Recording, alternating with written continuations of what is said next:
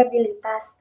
Liabilitas merupakan salah satu unsur laporan keuangan disklasifikasi dalam laporan posisi keuangan menunjukkan sumber aset yang berasal dari pihak ketiga selain posisi keuangan bersama aset dan ekuitas.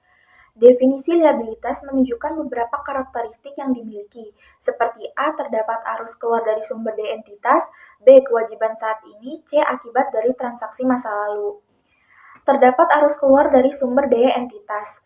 Pengeluaran atas aset atau jasa di masa depan dalam menyelesaikan liabilitas harus cukup pasti akan terjadi.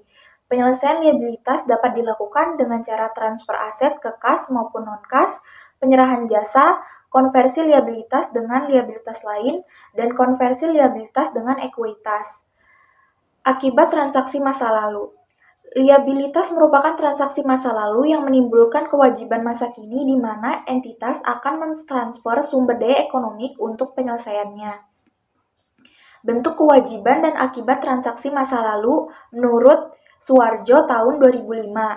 Yang pertama ada kewajiban kontraktual, yang kedua ada kewajiban konstruktif, yang ketiga ada kewajiban demi keadilan, yang keempat ada kewajiban bersyarat.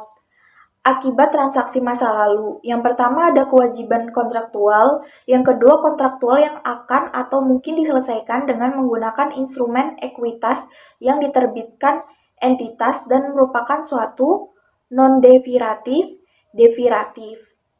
Bab 13. Liabilitas jangka panjang. A. Obligasi. Obligasi merupakan salah satu sekuritas yang diterbitkan oleh entitas untuk memperoleh pendanaan dari pihak ketiga yang bersifat jangka panjang, di mana pihak ketiga akan mendapatkan sejumlah dana berupa pokok beserta uang pada saat obligasi jatuh tempo. Obligasi merupakan salah satu contoh liabilitas keuangan yang diatur dalam PSAK 71/2018 Instrumen Keuangan. Diskonto obligasi. Selisih antara obligasi dengan nilai nominalnya dikarenakan kreditur menginginkan keuntungan lebih besar dibandingkan keuntungan yang ditawarkan melalui suku bunga. Jika suku bunga pasar lebih tinggi daripada suku bunga dinyatakan, maka nilai nominal obligasi lebih tinggi daripada nilai sekarang dan selisihnya diakui sebagai diskonto obligasi. Premi obligasi. Beberapa obligasi dinilai memiliki risiko rendah oleh pasar sehingga pelaku pasar bersedia menerima keuntungan yang lebih kecil untuk memperoleh obligasi tersebut. Kondisi ini ditunjukkan dengan suku bunga pasar lebih rendah daripada suku bunga dinyatakan, sehingga nilai nominal obligasi lebih rendah daripada nilai sekarangnya, dan selisihnya diakui sebagai premi obligasi. Liabilitas jangka panjang lainnya. Wesel bayar jangka panjang. Penyajian wesel bayar dalam liabilitas baik jangka pendek maupun jangka panjang terletak pada tanggal jatuh temponya. Wesel bayar jangka panjang serupa dengan obligasi yang memiliki tanggal jatuh tempo yang telah ditentukan dan suku bunga yang dinyatakan.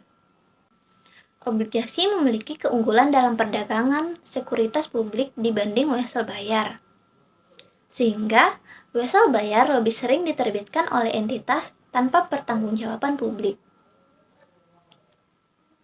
Dari sisi pencatatan akuntansi, keduanya memiliki kemiripan seperti nilai nominal, nilai sekarang dari arus kas masa depan yang diharapkan, suku bunga, jangka waktu, dan amortisasi diskonto maupun premi selama umurnya.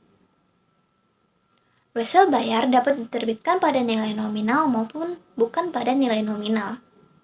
Yang pertama, wesel bayar diterbitkan pada nilai nominal. Seperti halnya obligasi diterbitkan pada nilai nominal, dalam wesel bayar, nilai sekarang wesel sama dengan nilai nominalnya. Sehingga penerbit wesel tidak mencatat diskonto maupun premi wesel. Misalkan, wesel bayar diterbitkan dengan nilai nominal 120 juta rupiah, suku bunga 12% per tahun, dan jatuh tempo dalam 3 tahun. Entitas mencatat penerimaan kas atas penerbitan wesel sesuai dengan nilai nominalnya. Penerbit wesel mencatat pembayaran bunga setiap tahun selama umur wesel berdasarkan suku bunga yang telah ditentukan dalam wesel. Saat wesel jatuh tempo, entitas melakukan pembayaran kas 120 juta rupiah sesuai dengan nilai nominal wesel bayar dan ditambah pembayaran bunga Rp14.400.000 setiap tahun selama 3 tahun. Dengan total Rp43.200.000 selama umur wesel. Perhitungan bunga untuk wesel bayar diterbitkan pada nilai nominal sangat sederhana karena hanya terdapat unsur nilai nominal dan suku bunga, serta pembayaran bunga setiap periode selama umur wesel memiliki nilai yang tetap. Yang kedua, wesel tidak diterbitkan pada nilai nominal.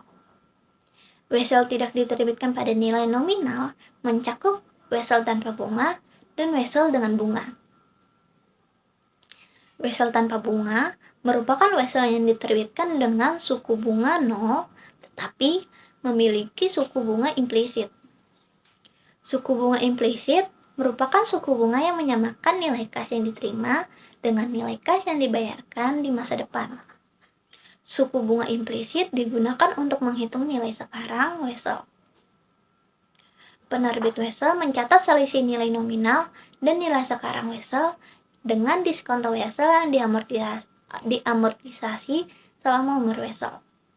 Pada saat penerbitan, wesel dicatat pada nilai sekarang dan ketika jatuh tempo, debitur membayar wesel pada nilai nominal. Sedangkan wesel dengan bunga merupakan wesel yang diterbitkan dengan suku bunga yang dinyatakan, seperti obligasi. Wesel juga memiliki suku bunga pasar. Wesel berbunga memiliki suku bunga yang dinyatakan oleh suku bunga pasar, sehingga perbedaan suku bunga berdampak pada perbedaan nilai sekarang dan nilai nominal wesel. Begitupun dengan obligasi. Baik, selanjutnya kita akan membahas mengenai restrukturisasi liabilitas jangka panjang. Dalam restrukturisasi liabilitas jangka panjang terdapat pembahasan mengenai pelunasan dan modifikasi perjanjian. Pelunasan liabilitas tersebut dapat dilakukan dengan cara pembayaran kas, pengalihan aset non-kas, dan penyerahan sekuritas lain. Terdapat modifikasi persyaratan liabilitas yang tercantum pada PSAK nomor 54 tahun 2004 pada paragraf 7 poin C menyatakan bahwa modifikasi syarat-syarat utang piutang adalah 1. Pengurangan tingkat bunga, yaitu tingkat bunga yang dikenakan jauh lebih rendah dari sebelumnya. Yang kedua, perpanjangan jangka waktu pelunasan atau pengunduran tanggal jatuh tempo dengan tingkat bunga yang lebih rendah dari tingkat bunga yang di pasar untuk utang baru dengan resiko yang sama. Yang ketiga, ada pengurangan jumlah pokok atau jumlah yang harus dibayar pada saat jatuh tempo sebagaimana yang tercantum dalam instrumen utang piutang atau dokumen perjanjian yang ada. Yang keempat, ada pengurangan bunga yang terutang. Selanjutnya, saya akan menjelaskan mengenai apa saja sih jenis-jenis restrukturisasi liabilitas jangka panjang. Yang pertama itu adalah pelunasan melalui pembayaran kas, di mana suatu entitas melakukan pelunasan liabilitas jangka panjang dengan dana kas yang ada. Berikut adalah contohnya. Selanjutnya, saya akan menjelaskan mengenai yang kedua, ada pelunasan dengan aset non-kas, di mana suatu entitas melakukan pelunasan liabilitas jangka panjang dengan aset non-kas yang harus memiliki nilai wajar. Contohnya seperti mesin pabrik dan lain-lainnya. Berikut adalah contoh kasusnya. Baik, selanjutnya yang ketiga adalah penyerahan sekuritas lain, di mana suatu entitas melakukan pelunasan dengan sekuritas seperti saham, obligasi, yang memiliki nilai yang jauh melebihi kas dan aset non-kas yang harusnya diselesaikan. Berikut adalah contoh kasusnya.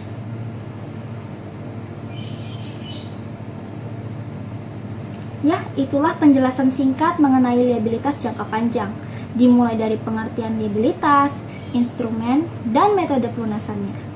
Sekian dari saya. Wassalamualaikum warahmatullahi wabarakatuh. Sekian presentasi dari kelompok kami. Mohon maaf bila ada kekurangan.